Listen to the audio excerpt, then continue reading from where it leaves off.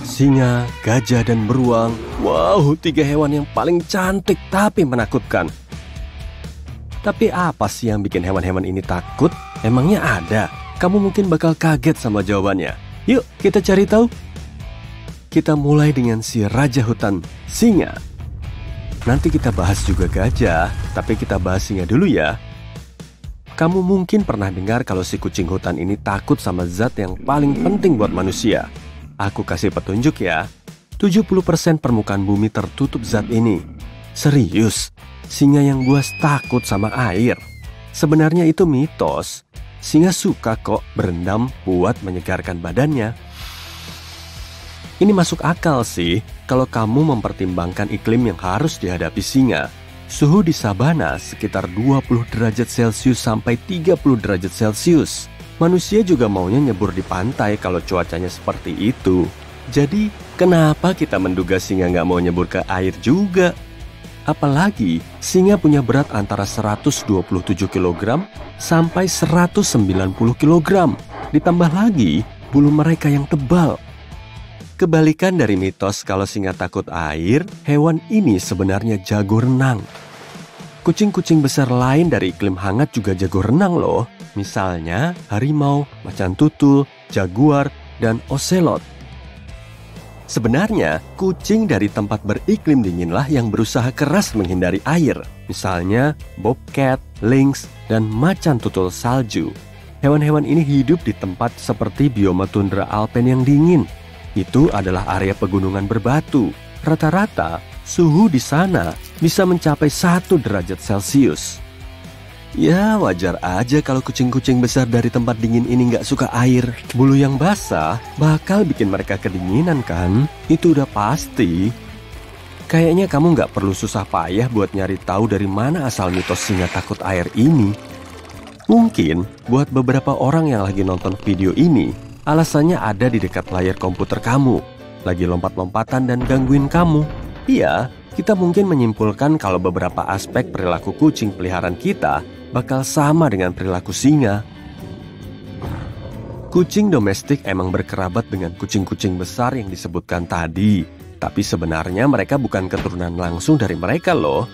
Mereka berkembang selama jutaan tahun dari satu nenek moyang mereka yang masih hidup di hutan sekarang, kucing liar Timur Dekat.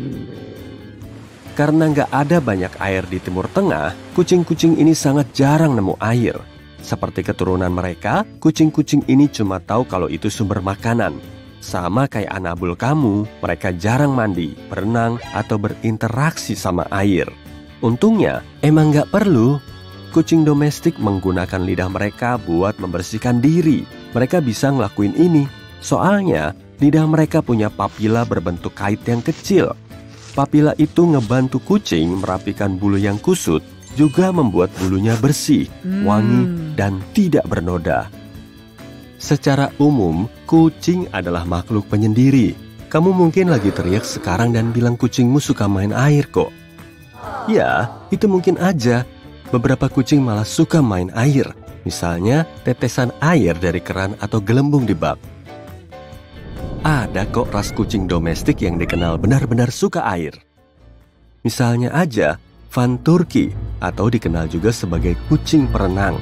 Konon, ras kucing ini jadi suka air karena terbiasa berenang di Danau Van buat menyegarkan badan mereka. Danau Van sendiri berada di area tempat kucing-kucing ini berevolusi.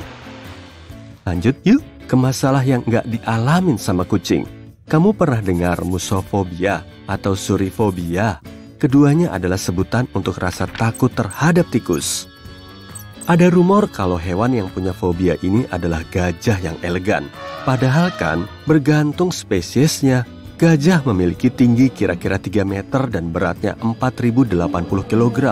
Masa sih mereka takut sama tikus yang panjangnya cuma 10 cm dan beratnya kurang dari setengah kilogram? Tapi kenapa sampai ada rumor ini? Nah, rumor ini didasari sama kemungkinan kalau gajah takut banget tikus-tikus ini masuk ke belalai mereka. Kalau tikus berhasil ngelakuin itu, bisa-bisa belalai gajah mengalami iritasi dan tersumbat loh. Jangan kecewa ya, tapi gajah ternyata nggak takut sama tikus tuh. Itu cuma mitos. Peneliti bilang, nggak ada bukti kuat yang menunjukkan kalau gajah takut sama tikus. Paling-paling gajah cuma kaget sama hewan pengerat kecil yang suka muncul tiba-tiba itu. Sama kok kayak kita. Para ahli juga bilang, meskipun tikus berhasil masuk ke belalai gajah, hewan besar ini tinggal ngeluarin tikus itu dengan embusan napas. Ada juga beberapa bukti kalau seringkali hewan ini cuek sama tikus. Dan bahkan nggak peduli jika ada tikus yang memanjat ke kepala dan belalai mereka. Peneliti yakin hewan besar itu nggak takut sama hewan apapun cuma karena ukurannya kalau mereka sehat. Jadi, singa sebenarnya nggak takut air. Gajah nggak takut tikus. Terus, apa ada rumor ketakutan hewan yang bukan mitos? Kita mungkin bakal merasa kecewa kalau bertanya apa beruang takut sama sesuatu, iya kan? Para penonton, beri tepuk tangan yang meriah untuk sahabat manusia. Benar, beruang merasa nggak nyaman setiap kali berpapasan sama anjing, meskipun mereka punya hubungan gen yang sangat jauh. Waktu dua makhluk ini bertemu, anjing punya kemampuan buat mengejar, mengintimidasi, menyudutkan, atau menghasut beruang. Nah, si beruang yang perkasa malah bakal nyoba buat menghindari pertarungan sama anjing. Bahkan, ada jenis ras anjing Finlandia yang bernama anjing beruang Karelia. Spesies anjing ini digunakan khusus buat ngusir hewan-hewan besar. Kayak beruang, anjing ini sangat peka sama arah.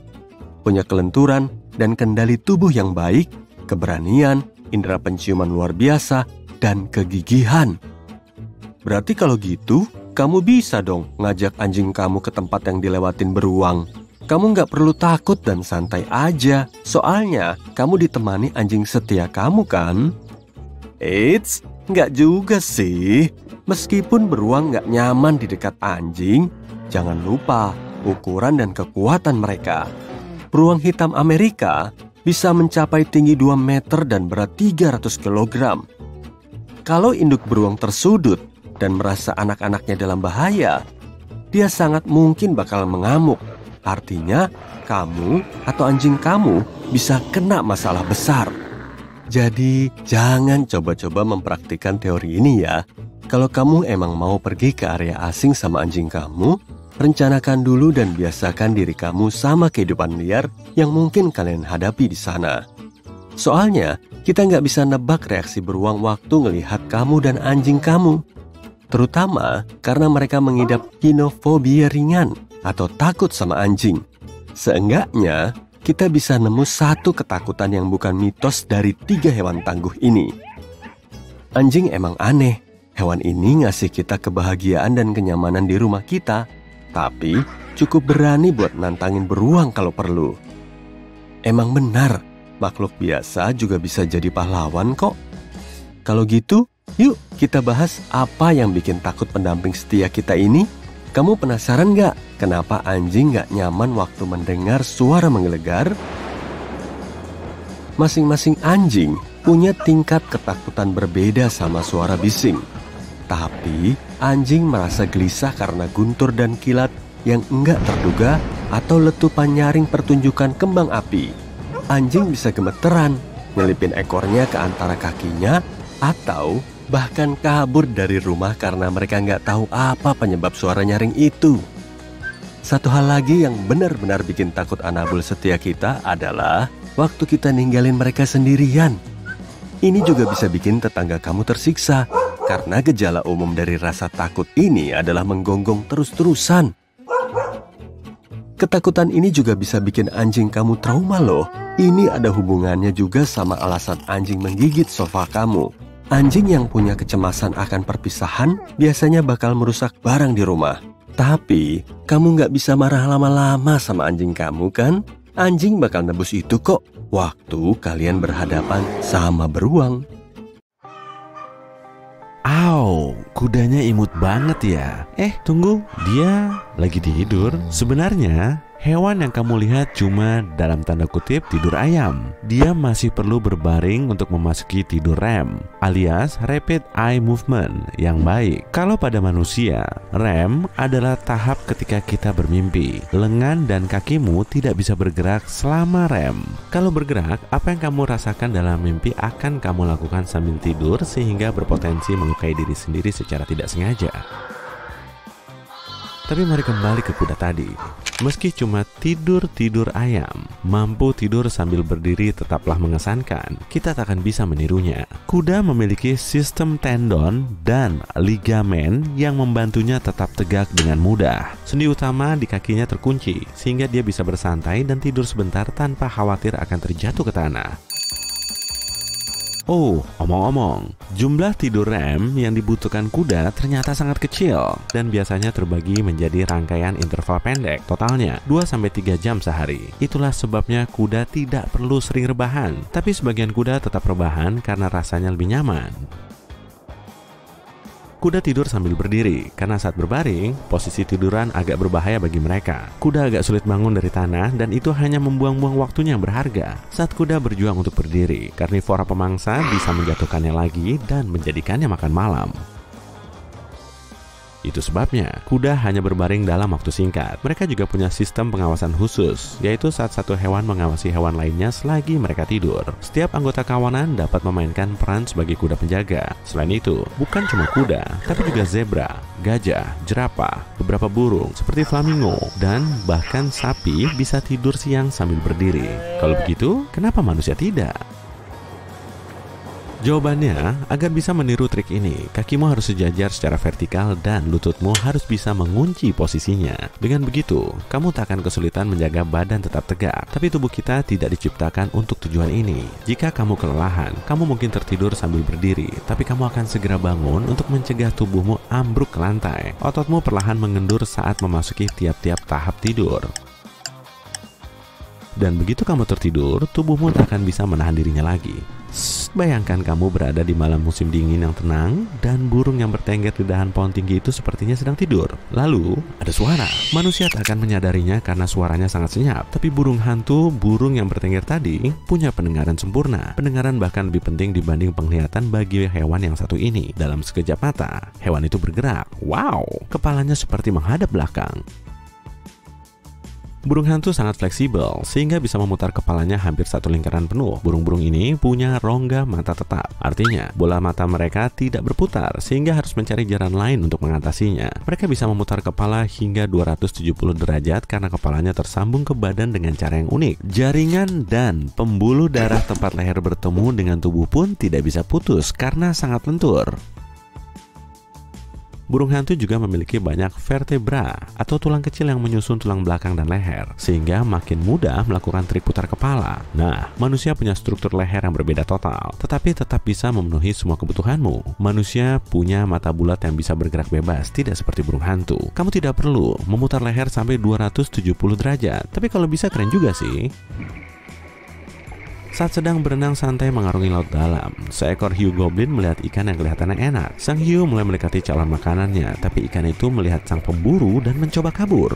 Akan tetapi, layaknya film horor, hiu goblin melontarkan rahangnya dari mulut dan menangkap si ikan kecil. Rahang mengerikan milik hiu goblin melekat pada ligamen elastis. Rahang itu bisa mencuat dari moncongnya hingga 8 cm, sehingga memungkinkannya memajukan mulutnya untuk menangkap ikan, cumi-cumi, atau makhluk laut lain yang malang. Kalau mulutmu bisa begitu juga, kamu bisa mengunyah makanan yang posisinya 17 cm di depanmu, tanpa repot-repot memakai tangan untuk mengambilnya. Dan impianmu untuk makan nasi padang tanpa mengotori tangan pun tercapai. Sekarang, kamu sedang berbaring di kasur kamar hotel dekat pantai dan tiba-tiba melihat tokek kecil. Dia berlari-lari di lantai, naik ke dinding. Lihat, gesit juga ya. Dan sekarang, dia menggantung terbalik di atas kepalamu. Tokek dan cicak bisa menempel ke segala jenis permukaan berkat bentuk jari kakinya. Kakinya diselimuti ratusan rambut mikroskopis, dan tiap rambutnya ini terbagi lagi menjadi bulu-bulu yang lebih kecil. Semua ini menciptakan ikatan kuat yang membuat molekul rambut dan molekul permukaan berinteraksi. Interaksi inilah yang menciptakan tarikan elektromagnetik. Dengan begini, tokek dan cicak mampu menempelkan dan melepaskan jari-jari kakinya secepat kilat. Mereka mampu berlari melintasi berbagai permukaan sampai 20 kali panjang tubuhnya per detik. Sayangnya, kemampuan super ini juga tidak dimiliki manusia. Satu-satunya hal yang bisa dilakukan jari tangan dan kakimu adalah mengerut setelah terlalu lama di dalam air. Kerutan ini meningkatkan cengkraman tanganmu ke benda basah dengan cara menyingkirkan air yang ada. Sama seperti saat air hujan melewati guratan ban mobilmu. Dan bentuk jarimu akan seperti ini. Agak jijik ya. Ukuran tiap mata Tarsius sama dengan otaknya. Itu adalah pertanda jelas bahwa penglihatan sangat penting bagi hewan kecil ini. Bola mata besarnya pun tidak bisa bergerak. Tarsius harus memutar seluruh kepalanya jika ingin melihat ke kanan atau ke kiri. Sisi terangnya, ting! Tarsius bisa melihat dalam kegelapan hampir total dan berburu serangga, kadal, serta burung kecil pada malam hari. Mata Tarsius mampu mengumpulkan dan memantulkan titik cahaya yang paling kecil sekalipun, sehingga dia bisa melihat dengan jelas apa yang terjadi di sekitarnya. Dalam dunia hewan, mata ini setara dengan kacamata night vision. Sementara kita, manusia, mata kita dirancang berbeda. Kita melihat dengan sangat baik hanya pada siang hari. Di ruangan yang gelap atau di luar saat malam, kamu kesulitan melihat benda atau warna di sekitarmu. Itu karena ada dua jenis organ peka cahaya di bagian belakang matamu. Sebagian berbentuk kerucut, yang lainnya berbentuk batang. Yang berbentuk batang membantumu melihat dalam cahaya redup, tapi tidak memungkinkanmu mendeteksi warna. Sementara yang kerucut memungkinkanmu melihat detail lebih jelas dan warna yang cerah, tapi tidak berfungsi jika cahaya di sekitarmu kurang. Jadi, setelah gelap, hanya sel batang yang merespon cahaya. Tapi karena tidak bisa membedakan warna, kamu hanya akan melihat beragam warna hitam, abu-abu, dan putih. Sekarang, kamu sedang duduk di tepi sungai, memandangi air mengalir. Lalu ada seekor kadal berlari dengan kecepatan super tinggi melintas di depanmu. Yap, berlari di atas air. Itu adalah kadal Basilix. Dia punya jari kaki panjang spesial di kaki belakangnya. Jari ini dilengkapi kulit khusus yang melebar saat dia bergerak. Pelebaran ini meningkatkan area kontak dengan air. Saat kadal juga menggerakkan kakinya dengan super cepat, kakinya menampar permukaan air keras-keras dan membentuk kantong udara kecil. Kantong ini menahan kadal di atas air, tapi dengan syarat dia tidak melambat ya. Nah, kalaupun manusia punya sepatu khusus yang bentuknya mirip kaki kadal Basilix, kita harus masih berlari dengan kecepatan 105 km per jam supaya nggak nyemplung. Kalau kamu ingin menjelajah hutan di Asia Selatan dan Tenggara, waspadalah terhadap ular. Kenapa malah ngelihat ke tanah? Waspadanya sama ular terbang. Ular terbang terdengar seperti makhluk dari mimpi buruk, tapi sebenarnya memang ada. Ular ini tidak benar-benar terbang, kecuali ada arus angin naik yang kuat. Reptil ini adalah pelayang. Mereka menggunakan kecepatan terjun bebas untuk menangkap udara. Setelah itu, dia bisa dengan mudah melayang di udara. Kalau cuma dari jauh, kamu tak akan bisa membedakan mana ular terbang dan mana ular biasa. Tubuhnya sama-sama berbentuk tabung dan tanpa anggota gerak. Tapi waktu mau mulai bersiap lepas landas, dia merayap ke ujung cabang dan menggantung di sana, sambil mengubah tubuhnya menjadi bentuk C. Begitu mendorong dirinya dari sana, dia berubah menjadi bentuk S, dan menjadi 2 kali lebih pipih dari biasanya. Badannya yang bulat melengkung ke dalam dan memerangkap udara. Reptil ini bahkan bisa berbelok dengan gerakan naik turun seperti ombak di laut. Lebih kerennya lagi, ular terbang adalah pelayang yang lebih hebat dibanding, katakanlah, tupai terbang yang jauh lebih terkenal.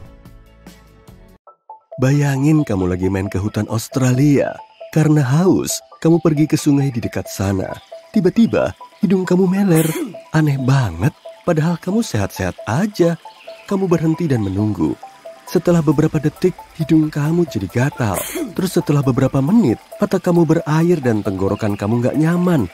Kamu susah napas dan terus-terusan bersin. Mungkin kamu menghirup udara beracun, tapi apa yang bikin udaranya jadi beracun? Partikel-partikel kecil tumbuhan paling berbahaya di dunia berterbangan di sekitarmu. Nama tumbuhan itu Gimpi-Gimpi. Tampilannya sih biasa aja, semak kecil berbatang dan berdaun hijau. Kamu ngerasa makin nggak nyaman waktu mendekati tumbuhan itu. Kamu butuh udara, kulitmu jadi merah, dan badan kamu rasanya sakit. Jangan lama-lama di sana, atau kamu bisa pingsan. Terus, kalau kamu sentuh, tumbuhan ini bakal bikin kulitmu serasa ditusuk jarum panas. Rasa sakitnya juga nggak akan reda meskipun kamu lari sejauh mungkin. Efek dari racunnya bakal tahan beberapa jam. Meski udah beberapa hari, rasa sakitnya belum juga hilang. Setelah berminggu-minggu dan berbulan-bulan pun masih terasa. Emang sih, area yang tersentuh tumbuhan itu bisa dicuci dengan air dan sabun, tapi nggak akan ngaruh. Bahkan mungkin akan masih terasa setelah beberapa tahun. Dan rambut-rambut kecil pada tumbuhan itu yang menusuk kulitmu bisa menancap selamanya. Racun gimpi-gimpi sangat kuat. Sampai-sampai meskipun kamu petik daunnya dan menyentuhnya setelah setahun, racunnya masih bisa berefek pada tubuhmu. Parahnya, tumbuhan ini sulit dikenali. Tumbuhan ini mirip banget burdok atau jelatang. Ngeri banget kalau ada yang jatuh ke semak tumbuhan ini. Gimpi-gimpi punya ciri khas lapisan rambut halus di daunnya. Tapi hati-hati, ribuan rambut itu mengandung racun. Rambut-rambut itu juga berterbangan di sekitar tumbuhan itu. Jadi, mending pakai masker gas kalau mau dekat-dekat. Masker medis biasa nggak berguna karena rambutnya bisa nembus kain. Untungnya, tumbuhan ini langka dan biasanya ada papan peringatan di dekatnya. Tumbuhan beracun ini tumbuh di Australia. Penambang emas menemukan tumbuhan ini pada tahun 1860 di dekat kota Gympie. Kayaknya itu bukan penemuan yang menyenangkan ya. Gimpi-gimpi masih jadi ancaman besar buat para penebang kayu dan turis karena bisa nggak sengaja tersentuh.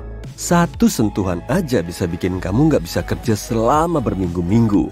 Kadang bagian yang terinfeksi terasa sakit selama puluhan tahun. Ada seorang pria yang jatuh ke semak tumbuhan ini dan mengalami sakit yang luar biasa. Efek racun gimpi-gimpi mirip-mirip sengatan 30 tahun sekaligus. Dan kamu nggak tahu cara menghilangkan sakitnya. Ada satu pria yang merasa nggak nyaman setiap mandi selama 2 tahun setelah menyentuh tumbuhan ini. Kalau pengen meneliti tumbuhan ini, kamu harus pakai APD dan masker gas. Nggak boleh ada bagian tubuhmu yang terbuka. Masukkan bagian bawah celana ke sepatu boots, pakai sarung tangan, lalu masuklah ke hutan dan cari tumbuhan ini di tepian sungai. Ada 6 spesies pohon beracun asal Australia termasuk gimpi-gimpi. Tumbuhan ini suka matahari dan vegetasi di sekitarnya. Setiap rambut di permukaan daunnya beracun. Waktu menyentuh permukaan apapun, rambut itu terbuka dan menyemburkan racun panas. Lalu, rasa sakitnya menyebar dan kulit kamu jadi merah. Durasi efeknya bergantung pada jumlah rambut yang menusuk kulit. Setelah beberapa tahun, kamu masih bisa merasakan rambutnya waktu menekan bagian yang disengat. Belum ada penawar buat racunnya, karena saintis belum tahu kandungannya. Mereka cuma tahu bahwa efek racunnya bertahan lama sampai beberapa tahun. Racun itu bisa tahan suhu dingin dan panas. Air malah memperparah efeknya. Sampel tumbuhan ini di lab masih berbahaya meskipun sudah disimpan beberapa tahun. Bersihin badan kamu setelah melewati gimpi-gimpi. Lepas baju, sepatu, masker, dan kacamatamu dengan hati-hati. Masukkan APD ke mesin cuci dan cuci semuanya dengan bersih. Rambut kecil itu bisa aja nempel di celana atau lengan jaketmu. Jadi, hati-hati. Racunnya bikin gimpi-gimpi jadi tumbuhan yang paling terlindungi di dunia. Tapi tunggu, apaan tuh? Kamu ngeliat lubang di daunnya nggak? Ada yang makanin daunnya tuh. Ini adalah spesies kumbang malam biasa. Mereka bisa menyantap gimpi-gimpi sesukanya karena nggak terpengaruh sama racunnya. Serangga ini nggak peduli. Gimpi-gimpi adalah makan siang yang sempurna karena nggak ada yang mengganggu mereka waktu hinggap di sana. Iya, semua hewan di dekat sana tahu mereka sebaiknya menjauh aja. Tapi ada satu mamalia yang gak takut sama gimpi-gimpi. Pademelon kaki merah. Hewan ini mirip kanguru kecil dan mereka suka makan daun gimpi-gimpi. Saintis masih belum tahu kenapa hewan ini gak terpengaruh rambut beracun gimpi-gimpi. Kita tahu hampir semua tempat tumbuhnya tumbuhan ini. Orang-orang menandainya dengan papan. Kalau nemu tanda ini, jangan ke sana ya. Gimpi-gimpi emang berbahaya. Tapi masih ada nih tumbuhan yang bisa menguasai dunia dan merusak seluruh hasil panen. Tumbuhan ini nggak butuh kondisi tertentu buat tumbuh, karena bisa tahan di musim hujan, di tempat kering yang terjemur matahari, dan di suhu rendah maupun tinggi. Nama tumbuhan ini adalah hawkweed raksasa. Kalau benihnya masuk ke kebun sayur atau ladang gandum, tumbuhan ini bakal menggantikan semua saingannya dalam beberapa minggu. Angin bisa membawa terbang benih hawkweed raksasa dan menyebarkannya ke wilayah terdekat. Tumbuhan ini bisa memperburuk ekosistem dunia karena pertumbuhannya lebih cepat daripada waktu yang dibutuhkan manusia untuk membasminya. Diracun aja nggak mempan, pakai kumbang parasit pun nggak ampuh. Pertumbuhannya cepet banget dan umurnya lebih panjang daripada banyak tumbuhan lain. Hawkweed raksasa bisa mencapai tinggi rumah 1 lantai dan akarnya bisa menembus jauh ke tanah. Jangan coba-coba menyentuh tumbuhan ini ya. Kulitmu bisa merah dan rasanya nggak nyaman. Makanya susah banget membasmi tumbuhan ini. Racunnya merusak tumbuhan, semak, dan bunga apa saja di dekatnya. Saintis belum bisa bikin racun efektif yang mengalahkan monster hijau ini. Kumbang pun nggak bisa makan daunnya. Makanya hawkweed raksasa adalah salah satu tumbuhan paling berbahaya di dunia karena nggak ada lawannya. Tapi saintis yakin evolusi bakal menghasilkan makhluk yang bisa membasmi hawkweed raksasa. Mungkin serangga kecil atau bakteri parasit. Tapi karena belum ada, manusia harus melawannya sendiri. Orang-orang menghabiskan miliaran rupiah buat menghancurkan tumbuhan ini. Tapi nggak selalu berhasil. Kita bisa membakar ladang, tapi kalau satu benih aja ketinggalan, tumbuhan ini akan tumbuh cepat di tanah yang gosong. Kita udah ngebahas tumbuhan paling berbahaya di dunia. Kalau pohon gimana? Pohon manchineel tumbuh di Florida. Batangnya mengeluarkan getah beracun yang berbahaya buat kulit. Tapi lebih parah lagi kalau hujan. Waktu kena kulit pohon ini, air hujan akan bercampur dengan racunnya. Lalu, air beracun ini bisa menciprat dari pohon itu dan mengenai kulitmu. Daun dan buahnya juga beracun. Jadi jangan berteduh di bawah pohon ini ya. Nggak ada jamur, semak, dan bunga yang tumbuh di dekat pohon ini. Hewan juga nggak berani dekat-dekat. Nggak ada burung yang hinggap di dahannya. Pohon manchineel tahan terhadap air dan suhu tinggi. Oh iya, jangan ngebakar pohon ini juga. Asap pembakarannya juga beracun dan bahaya buat mata. Warga lokal biasanya nandain pohon ini dengan lingkaran merah.